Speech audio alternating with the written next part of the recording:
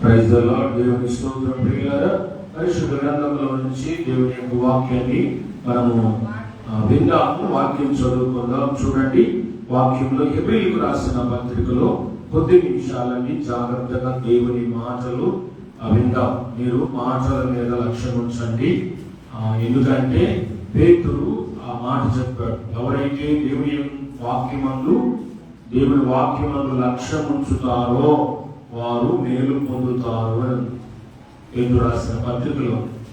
ఎవరైతే దేవుని వాక్యమందు లక్ష్యం ఉంచుతారో, వింటారో, జాగ్రత్తగా ఆ వాక్యానుసారంగా ఎవరైతే బ్రతుకుతారో వారు మేలు పొందుతారు అని. ఓకేనా? వాక్యం జాగ్రత్తగా విందాం. హెబ్రీయులకు రాసిన పత్రిక 11వ అధ్యాయము 6వ వచనాన్ని మనము చదువుకుందాం. చూడండి, పరిశుద్ధ గ్రంథంలో నుంచి ప్రియులారా, హెబ్రీయులకు రాసిన పత్రిక 11వ అధ్యాయము 6వ వచనాన్ని చదువుదాం. చదువమా.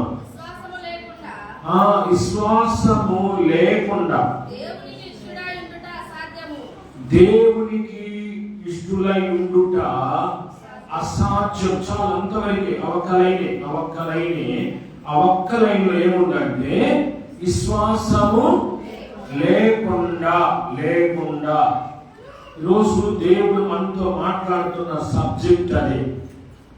లేకుండా లేదా ఉంటే. ఏముంటే? విశ్వాసం ఉంటే ఏం జరిగింది, లేకపోతే ఏం జరిగింది. ఇదే వాక్యం. ఓకేనా? విశ్వాసం ఉంటే ఏం జరుగుతుంది, లేకపోతే ఏం జరిగింది. విశ్వాసం లేకపోతే ఏం జరిగింది అంటే నీలో లేదా నాలో, మనలో విశ్వాసం ఉంటే ఏం జరిగింది, లేకపోతే ఏం జరిగింది. క్లారిటీగా ఇస్తున్నాడు వాక్యం దేవుడు, పరిశుద్ధాత్ముడు స్పష్టంగా. అందుకే అక్కడ విశ్వాసం లేకపోతే ఎవరి మీద? దేవుని మీద. రెండవది, ప్రార్థించే నీ మీద లేదా సేవకుడి మీద విశ్వాసము లేకపోతే, అక్కడ ఒక మాట రాశాడు, విశ్వాసం లేకపోతేనంట ఏం జరుగుతుందంట? దేవునికి ఇష్టలుగా ఉండటం అనేది అది అసాధ్యమైన పని. అసాధ్యము. ఏది అసాధ్యము? విశ్వాసము లేకుండా దేవునికి ఇష్టడుగా. నేను దేవునికి ఇష్టరాలి, నేను దేవునికి ఇష్టుని అని నువ్వు చెప్పుకుంటే సరిపోదు. దేవుని బిడ్డ, ఎప్పుడు నువ్వు దేవునికి ఇష్టడుగా అవుతావంటే దేవుడు నీలో ఏం చూడాలి అంటే విశ్వాసము చూడాలి. అది నీలో యేసయ్య ఏం చూడాలంటే విశ్వాసం చూడాలి. యేసయ్య అన్ని చూస్తాడు. నీలో ఏమేమి ఉన్నాయో అన్ని చూస్తాడు ఆయన. ఒకవేళ నాకు కనుమరగవచ్చేమో, నేను కనుగొనలేకపోవచ్చేమో, నాకు ఒకవేళ తెలియకపోవచ్చేమో, కానీ యేసయ్యకి ప్రభువుకి అన్ని తెలుసు. నీలో విశ్వాసం ఉందా లేదా, నీ విశ్వాసం కలిగిన దానవా, విశ్వాసం లేని దానవా, విశ్వాసఘాతుకుడువా అనేది దేవుడికి తెలుసు. అందుకే ఆయన అంటాడు, విశ్వాసము ఉంటే అప్పుడు నీవంట దేవునికి ఇష్టుడివి. అందుకే దావీదుని చూడగానే దేవునికి ఇష్టడుగా కనబడ్డాడు. బైబిల్లో చాలా మంది దేవునికి ఇష్టలుగా బతికిన వాళ్ళు ఉన్నారు. అందుకే దావీదు అంటాడు, రిఫరెన్స్ నేను ఇట్లేదు, మీరు తర్వాత చదువుకోండి. కీర్తన 18:19 వచనం అంటాడు, ఆయనకు నేను ఇష్టడును కనుక ఆయనను తప్పించను అంటాడు. అంటే దావీదు దేవునికి ఇష్టడు అని రాయబడింది. ఇష్టడుగా జీవించాడు. దేవుడు కూడా సాక్ష్యం ఇచ్చాడు కదా. అంటే దావీదులో ఏముంది? విశ్వాసం ఉందనేది మనకి స్పష్టంగా అర్థమవుతుంది. అవునా? హనోకు అనేటువంటి వ్యక్తి ప్రియులారా 300 సంవత్సరాలు కదా దేవునితో నడిచాడు అని రాశాడు.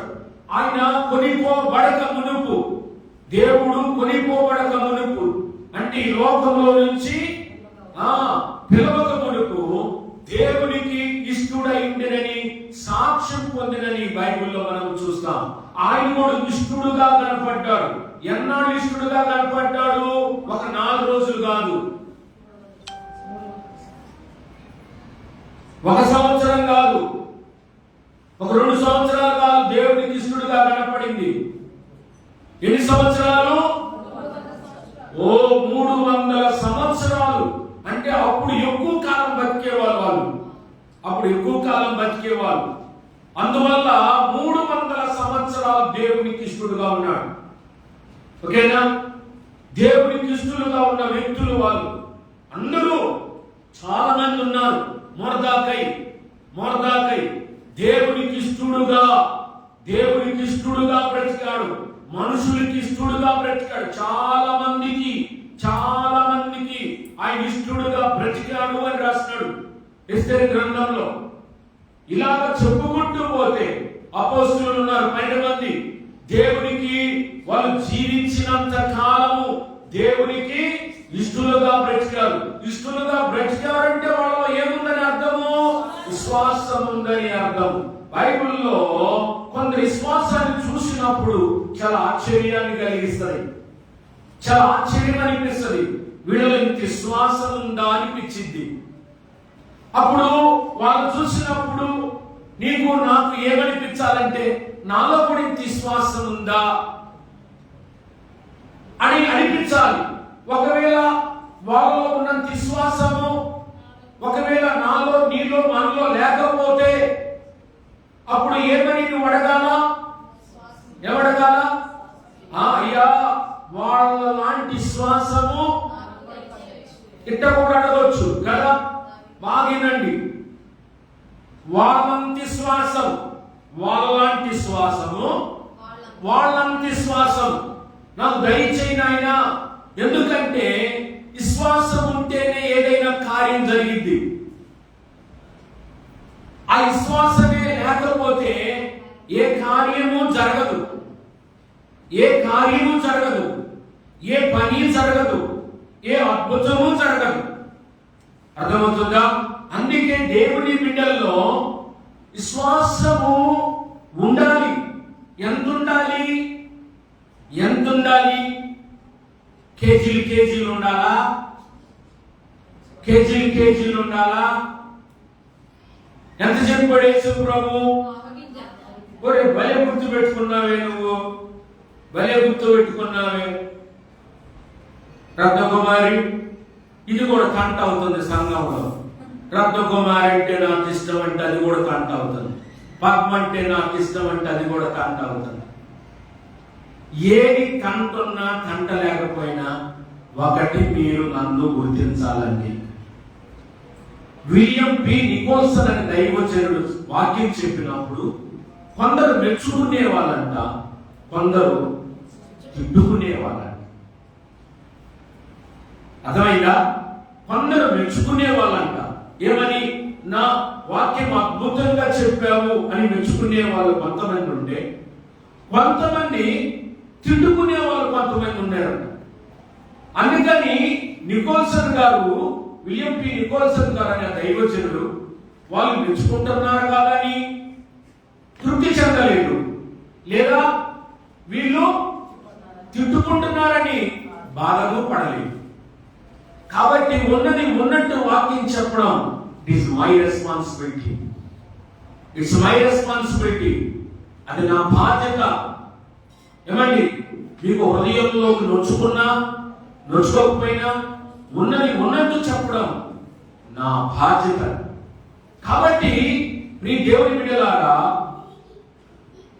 రత్నకుమారి మంచిది అని అంటే ఎదుటివాడికి ఒకవేళ బాధగా అనిపించవచ్చు.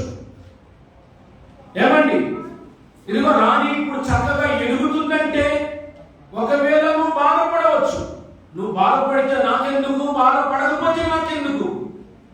ఉన్నది ఉన్నట్టు చెప్తానంతే. ఒకరు బాధపడుతున్నారు కదా, ఒకరు లేకపోతే సంతోషపడుతున్నారు కదా అనేది నేను చూడను. దేవుడు పరిశుద్ధాత్మ దేవుడు నాకు ఏ వాక్యం అయితే ఇచ్చాడో అది నేను మీ ముందు ఉంచుతానంతే, మీ ముందు పెడతాను. అది మీరు ఎంతవరకు ఫాలో అవుతారో అది మీ చేతుల్లో ఉంది, నా చేతుల్లో లేదా. నా చేతుల్లో ఉన్నదంతేంటి? వాక్యము ప్రకటించడమే. యేసు ప్రభువుని కూడా కొంతమంది మెచ్చుకున్నారు, కొంతమంది తిట్టుకున్నారు, కొంతమంది విమర్శించారు కూడా. విమర్శించారు. పుట్టుకుంటు వాడిని స్వస్థపరిచినప్పుడు ఏమన్నారు యేసు ప్రభుని? అయ్యా పలానా నన్ను స్వస్థపరిచాడు అని అంటే ఏమన్నారు వాళ్ళు? వాడా ఆ పాపి నిన్ను స్వస్థపరిచాడా అన్న. యేసు ప్రభుని ఏమన్నారు? పాపి అన్నారు. అంత మాత్రం వాళ్ళు అన్నంత మాత్రాన ఆయన పాపి కాలేదు. ఆయన పరిశుద్ధుడు, పరిశుద్ధులలో అతి పరిశుద్ధుడు, మహాపరిశుద్ధుడు, గొప్ప పరిశుద్ధుడు ఆయన. కాబట్టి దేవుని బిడ్డలారా, ఈ లోకంలో వాళ్ళకున్నంత విశ్వాసము నాకుందా లేదన్నది, వాళ్ళంటి విశ్వాసము నాకుందా లేదన్నది నీవు ఆత్మ పరిశీలన చేసుకోవాలి, నీ హృదయ పరిశీలన చేసుకోవాలి. అది నీ చేతుల్లో పని. ఒక ఆయన విశ్వాసాన్ని చూసినప్పుడు చాలా ఆశ్చర్యం వేసింది, చాలా బాధేసింది. ఓకేనా? నేను చాలా ఆశ్చర్యం వేసింది. ఇంత విశ్వాసం ఉందా మరి నాకు లేదే, నాకుంటే బాగుంది ఇంత విశ్వాసము అనిపించింది. ఆయన ఎవరో కాదు, మనకు తెలిసిన వ్యక్తే, అనేక పర్యాయాలు మనం చెప్పుకున్న వ్యక్తే, అనేక పర్యాయాలు మనం ధ్యానించుకున్న వ్యక్తే. మొదటి రాజుల గ్రంథం 17వ అధ్యాయము 2వ వచనం నుంచి చదవండి. 2వ వచనం నుంచి చదవండి. చూడండి, మొదటి రాజుల గ్రంథం 17వ అధ్యాయం 2వ వచనం, పేజీ నంబర్ 298వ పేజీ. పేజీ నంబర్ కూడా చెప్తున్నా, 298వ పేజీ. మొదటి రాజుల గ్రంథం 17వ అధ్యాయం 2వ వచనం చదవమ్మా. పిమ్మట యెహోవా అతనికి ప్రత్యక్షమైంది. ఏలీయాకు దేవుడు ప్రత్యక్షమయ్యాడు, ఆయన వాక్కు ప్రత్యక్షమైంది. ఆయన చెప్తున్నాడు ఏలీయాతో, ఏం చెప్తున్నాడు చూద్దాం. ఆ ప్రవక్తతో, నీవు ఇచ్చట నుండి తూర్పు వైపునకు పోయి యోర్దాను నదికి ఎదురుగానున్న కేరూతు వాగు దగ్గర, అది యేసు దేవుడు చెప్పింది, ప్రభు చెప్పిన మాట. సైన్యములకు అధిపతి అయినటువంటి యెహోవా దేవుడు చెప్పాడు. ఆయనకి ఏం చెప్పాడంటే, ఫలాని యోర్దాను నది ఉంది, దానికి ఎదురుగా కేరూతు అనే వాగు ఉంది, ఆ వాగు దగ్గరికి వెళ్ళు అన్నాడు. అంతవరకు ఓకే. నన్ను కూడా ఒకవేళ వెళ్ళమని, ఫలాని రంగారెడ్డి చెరువు దగ్గరికి వెళ్ళు, ఆ కూర్చో అని చెప్పాడు అనుకో, నేనేం చేస్తాను? ఆ రంగారెడ్డి చెరువు దగ్గరికి వెళ్ళి, ఆ చెరువు దగ్గరికి వెళ్ళి కూర్చుంటాను. ఓకే, అంతవరకు ఓకే. తర్వాత చూద్దాం, తర్వాత వాక్యం ఏముందో. ఏమన్నాడు? ఆ చెరువులో నీళ్లు తాగు, రంగారెడ్డి చెరువులో నీళ్లు తాగుతా ఉండు. నీళ్లు ఉన్నాయి కాబట్టి తాగుతా. ఆ నదిలో కూడా, వాగులో కూడా నీళ్లు ఉన్నాయి కాబట్టి తాగుతా. అంతేనా ఇసాక్ గారు? అంతేనా? వాగులో నీళ్లు ఉన్నాయి కాబట్టి పోయి తాగుతారు. ఓకేనా? కాబట్టి ఆ నీళ్లు తాగు. ఓకే, అంతవరకు బాగుంది. అచ్చటికి ఆ యొక్క కేరూతు వాగు దగ్గరికి నీకు ఆహారము తెచ్చినట్లు నేను కాకులకు ఆజ్ఞాపించుతునని. ఏం తెలియవరిచాడు? ఇదే ఎక్కడే బాగా నవ్వుకునే మాట, నవ్వొచ్చే మాట, ఆశ్చర్యమైన మాట, గుండెలు పగిలిపోయే మాట, గుండెలు బద్దలయ్యే మాట, ఏమండి నోరు తెలిసే మాట ఇదే. కొన్ని ఆశ్చర్యకరమైన సంగతులు చెప్పినప్పుడు మనం ఏం చేస్తాం? నోరు తెలుస్తాం. అవునా? నోరు తెలుస్తాం. అట్లానా? అట్లా జరిగిందా? అవి జరిగిందా? అట్లానా అని నోరు తెలుస్తాం. ఆశ్చర్యాన్ని కలిగిస్తారన్నమాట. ఇది కూడా ఆశ్చర్యాన్ని కలిగించే విషయమే. ఏంటి? అంతవరకు బాగుంది, పైవరికి అంటే వాళ్ళ దగ్గర ఉండు, నీళ్లు తాగని, నీళ్లు కాబట్టి తాగుతాడు. ప్రాబ్లం ఏముండదు. There is no problem, no problem, no problem. అంతవరకు బాగానే ఉంది. కానీ ఆ తర్వాత ఏం చెప్పాడు రత్నరాజు గారు? ఆ తర్వాత ఏం చెప్పాడు ఆయనకి దేవుడు? నువ్వు అక్కడుండు, నేను అన్నం పంపిస్తా, రొట్టె మాంసాన్ని పంపిస్తా, ఆహారాన్ని పంపిస్తా. ఎవరి చేత పంపిస్తాను? ఫలాని రత్నరాజు చేత పంపిస్తా, లేకపోతే ఫలాని రాజు చేత పంపిస్తా, లేదా ఫలాని రాజు సేవకుల చేత పంపిస్తా, ఫలాని మంత్రి చేత పంపిస్తా. అంతేనా? నాకు కూడా అయ్యా ఆ రంగారెడ్డి సెలవు దగ్గర ఉండు, ఫలాని సుభాషిని చేత పంపిస్తా, లేకపోతే ఫలాని రేణుకా చేత పంపిస్తా, ఫలానా చేత పంపిస్తానంటే సరేనయ్యా వాడు తెచ్చిన దాకా నేను ఉంటా, నమ్ముతా. నమ్ముతా. ఎందుకు నమ్ముతాను? ఎందుకు నమ్ముతాను? చెప్పింది ఎవరికి? విశ్వాసులకి. నేను నమ్ముతా, నేను నమ్ముతా. ఇప్పుడు కొంతమంది విశ్వాసం నమ్మటానికి లేకుండా పోయింది, నమ్మటానికి లేకుండా పోతుంది. ఎవరు విశ్వాసం కలిగిన వాళ్ళ, ఎవరు విశ్వాసం లేని వాళ్ళ అని నమ్మలేకుండా పోతున్నాం. కనుక దేవుని విడలారా, కాబట్టి మనుషుల్ని నమ్మలేకపోయినప్పుడు ఈయనేం చెప్పాడు? అబ్బాయి వాడు నమ్మకానికి లేదులే, వాడు చెప్తాడు కానీ చేయడు. వాడి మీద నమ్ముకోలేదు, వాడి మీద నమ్ముకోలేదు, వాడి మీద నమ్ముకోలేదు. కానీ నీకు మనిషి మీద నమ్ముకోలేనప్పుడు వాటిని ఎంత నమ్ముతాం? ఏమండి? ఈయనకి ఏం చెప్పాడు? కాకుల చేత నీ కన్నము. మనం ఏం చెప్పనుకుంటాం? ఇది అయ్యే పని కాదులే, ఇది అయ్యే పని కాదులే, ఇది అయ్యే పని కాదు. దేవుడు అంట చెప్తున్నాడు కానీ ఇక నేను పస్తులు ఉండాల్సిందే అని నీవు నేను అనుకుంటాం, నీవు నేను అనుకుంటాం. కానీ వాళ్ళు అట్లా అనుకోలేదు. నా దేవుడు చెప్తే ఖచ్చితంగా చేస్తాడు. దేవుని స్తోత్రం. హల్లెలూయా. yes yes అవిశ్వాసం నాకుంది. నేను అదే దేవుడిని అడుగుతాను, ప్రభువా నువ్వు చెబితే జరిగింది, నువ్వు చెప్పు చాలంట. ఒక్క మాట చెప్పు, నువ్వు చాలు. నువ్వు చెబితే జరగందంటే ప్రపంచంలో ఏది లేదయ్యా నేను అంటాను దేవుడు. ఆయన చెప్పాడు అంటే ఖచ్చితంగా చేసి తీరుతాడు. నేను చెప్పినా, నువ్వు చెప్పినా, ఇంకొకరు చెప్పినా, ఒకవేళ చెయ్యలేక పోవచ్చు, జరగలేకపోవచ్చు, కానీ దేవాది దేవుడు చెప్తే ఖచ్చితంగా జరిగిద్దని విశ్వాసము ఎవరుంచారు? ఏలియా ప్రవక్త ఉంచాడు. Praise the Lord. అది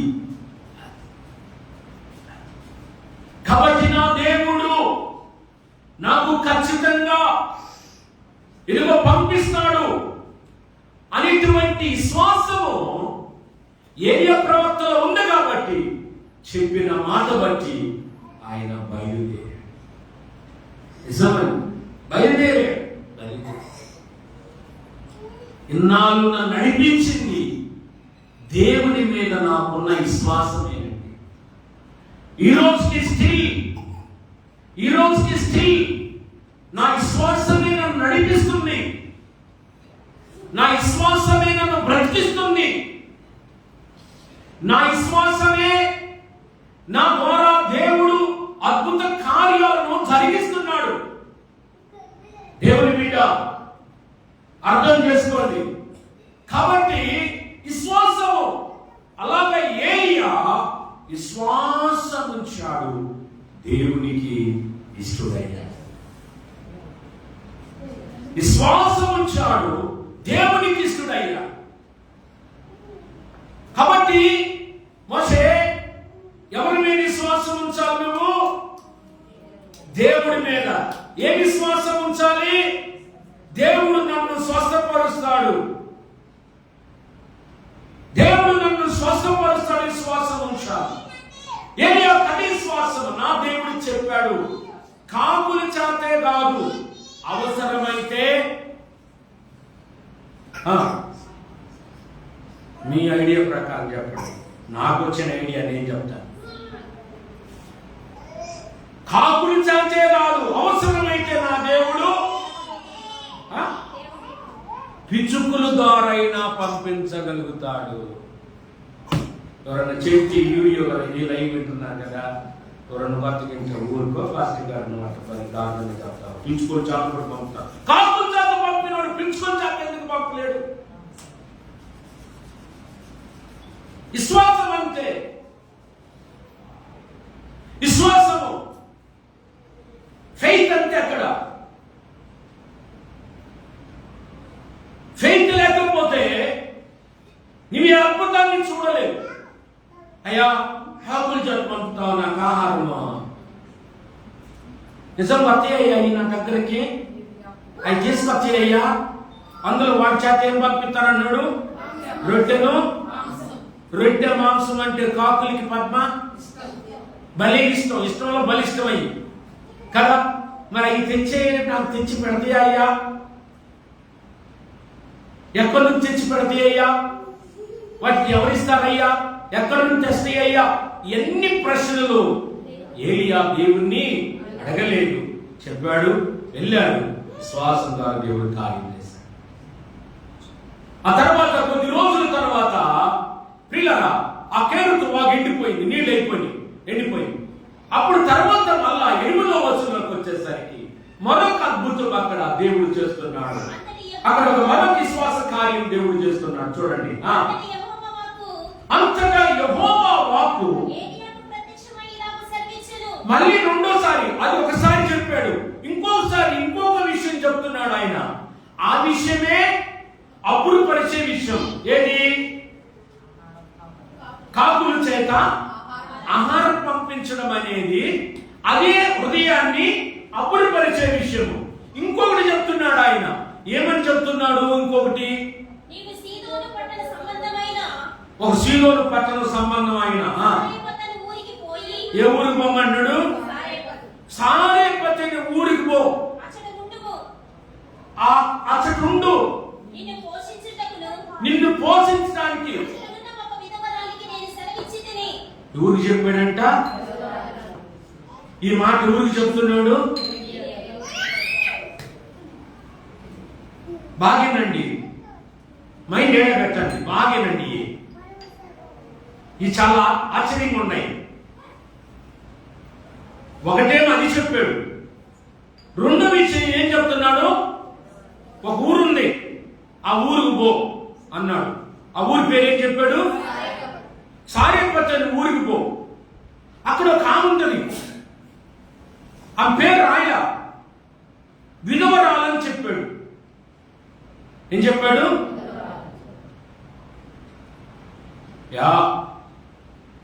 సారేపతని ఊరుంది, ఆ ఊళ్ళో ధనవంతురాలు ఒక ఆమె ఉంది, అంకాడకు పో. అంకాడ సమృద్ధి ఉంది, ధనం సమృద్ధి ఉంది, నీకు పెట్టడానికి సమృద్ధి ఉంది, కొన్ని సంవత్సరాల పాటు నిన్ను పోషించడానికి ఆమెకు శక్తి ఉంది. అంకాడ నువ్వు పో, అంకాడకు పో అంటే ఏలియా భక్తుడు గంతులు వేసుకుంటా పోతాడు. చెప్పిన అంకాడ ఏముంది?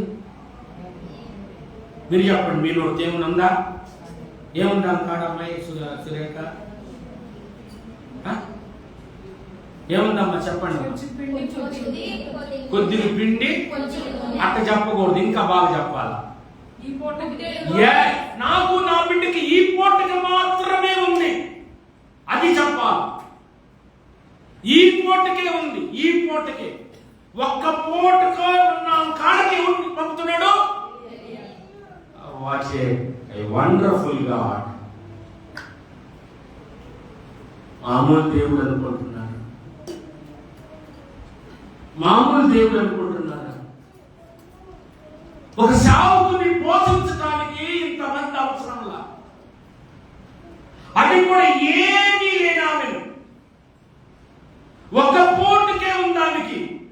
అలాంటి ఆమె దగ్గరికి పోషణ విషయమే అక్కడికి పంపుతున్నాడు. నిన్ను అక్కడ పోషిస్తాను.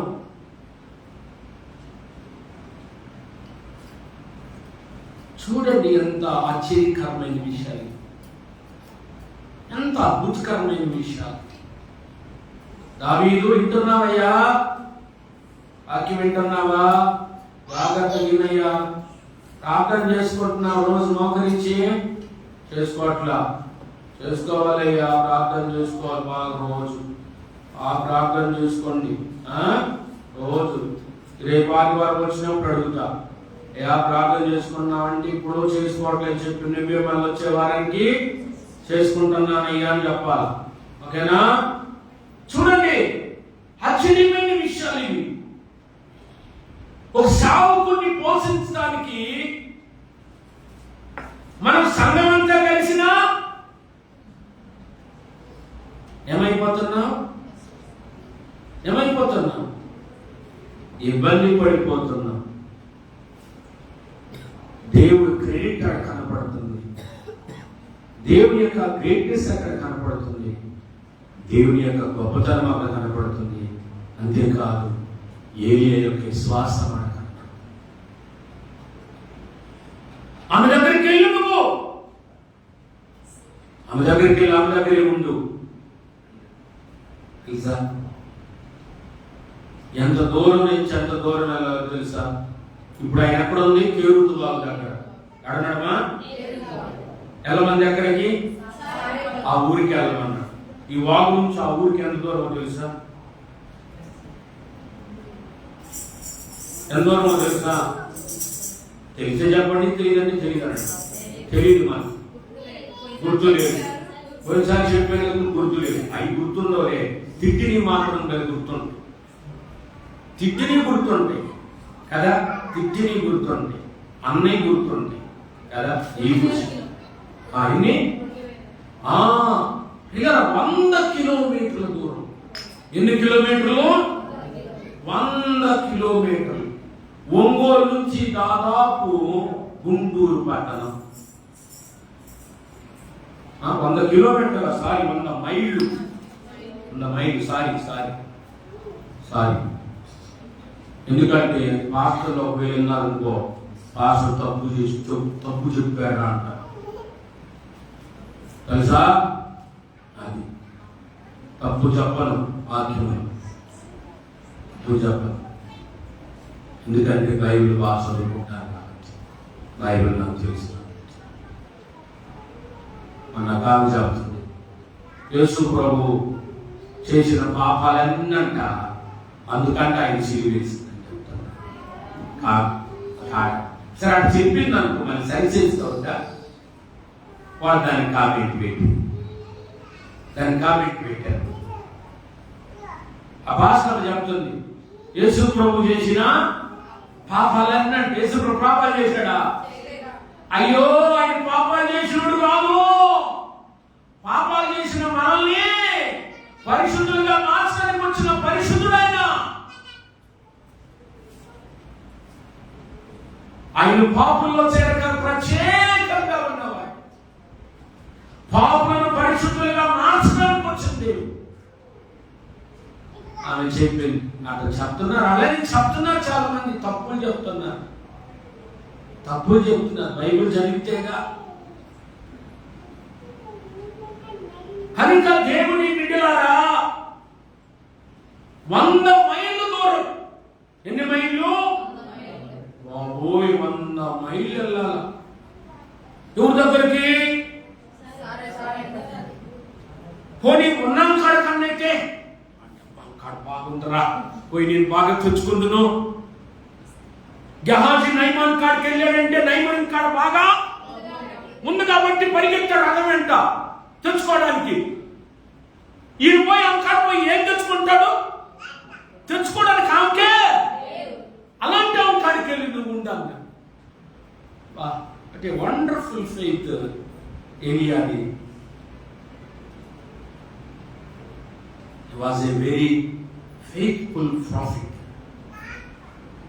ఆయన గొప్ప విశ్వాసం కలిగిన ప్రవక్త. ఆయన ఫైర్ ప్రాఫిటే కాదండి, ఆయన ఫెయిత్ ప్రాఫిట్ కూడా. ఆయన విశ్వాసము కలిగిన ప్రవక్త. ఆయన అగ్ని ప్రవక్తే కాదు, ఆయన దేవుని బిడ్డ, విశ్వాసము కలిగిన ప్రవక్త. ప్రభు చెప్పినట్టు ఆ సారిపతికి వెళ్ళాడు. ఆమె అక్కడ కనపడి పొలలేరుకుంటుంది. చెప్పాడు, ఆ విషయం చెప్పాడు. చెప్పగానే నాకు నా బిడ్డకి పొట్టకి ఉందయ్యా అనగానే, అమ్మా ప్రభు ఒక మాట చెప్పాడు నీకు అని, నువ్వు మొదటిగా నాకు చేసి పెట్టు, ఒక అప్పం చేసి పెట్టు. మళ్ళా ఈ దేశంలో వర్షము పడేదాకా నీ యొక్క పిండే తప్పు కాదు, నీ నూనె అయిపోదు. ఆమె కూడా విశ్వాసవంతురాలి. ఆమె కూడా విశ్వాసం లెక్కలేసుకోవాలి.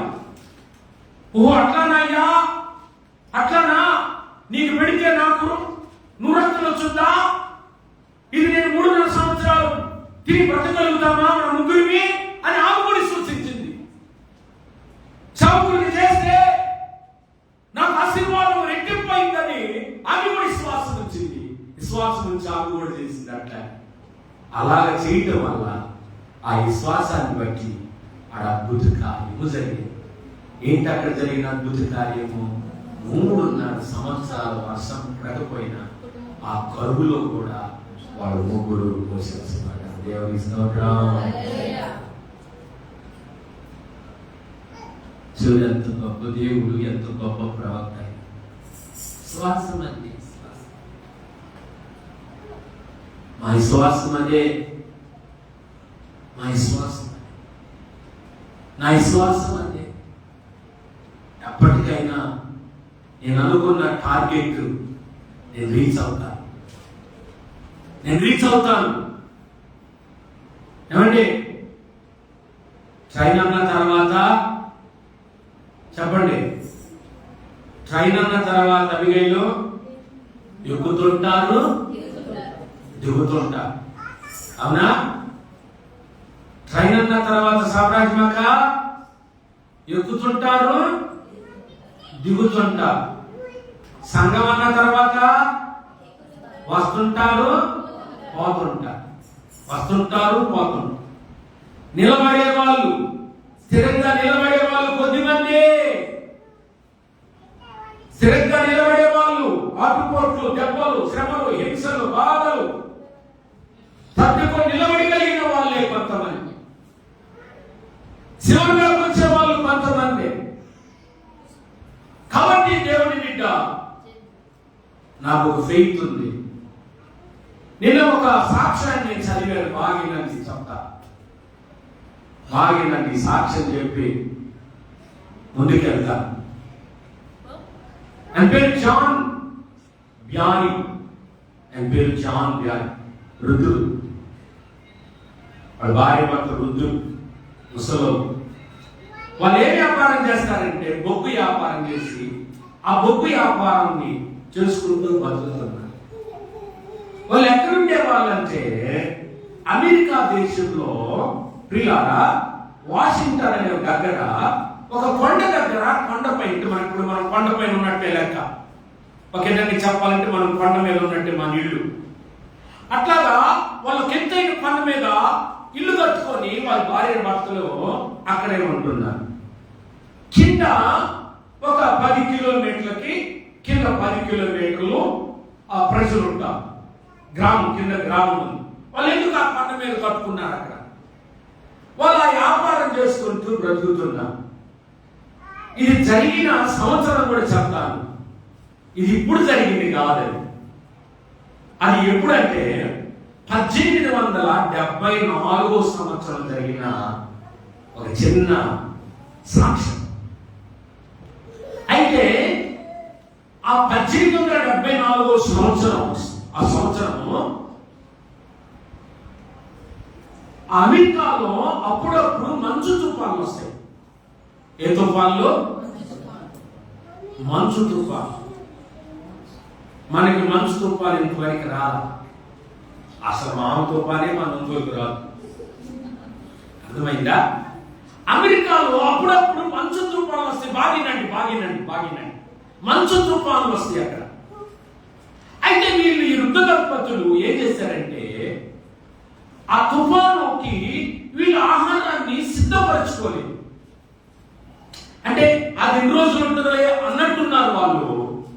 అది చాలా రోజులు మంచు కురుస్తూనే ఉంది, వీళ్ళు బయటికి పోలేకపోయారు.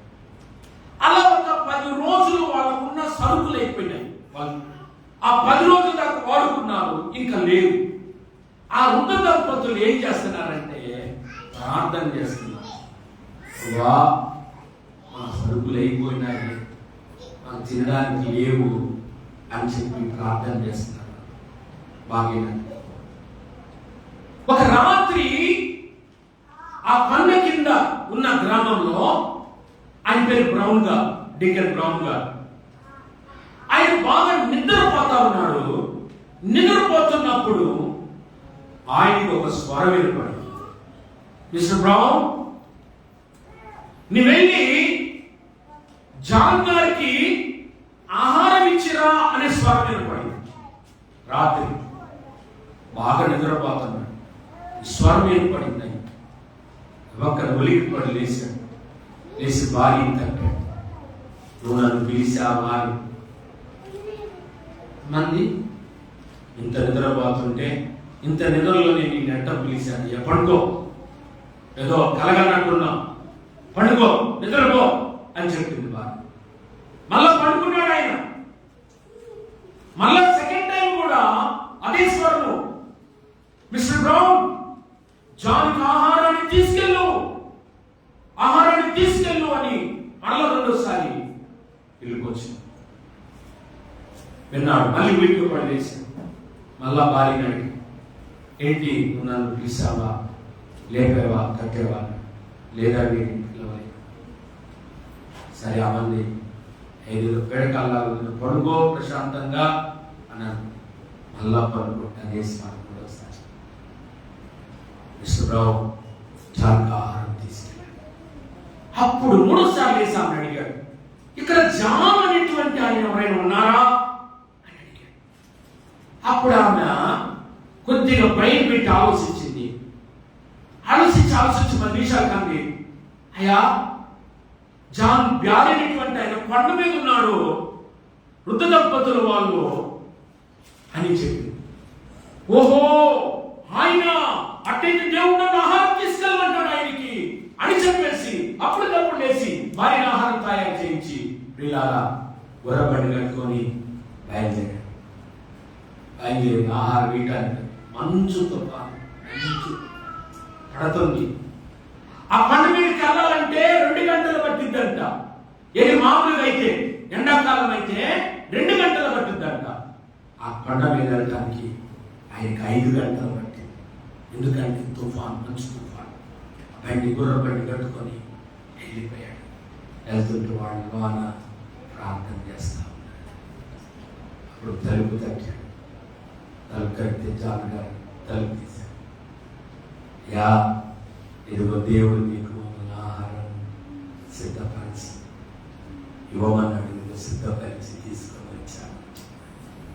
అప్పుడు జాన్ గారు, జాన్ గారు ఇద్దరు దంపతులు దేవునికి ఎంతగానో స్తుతి చెల్లించారు. దేవుని స్తోత్రం. ప్రార్థన ఎక్కడికి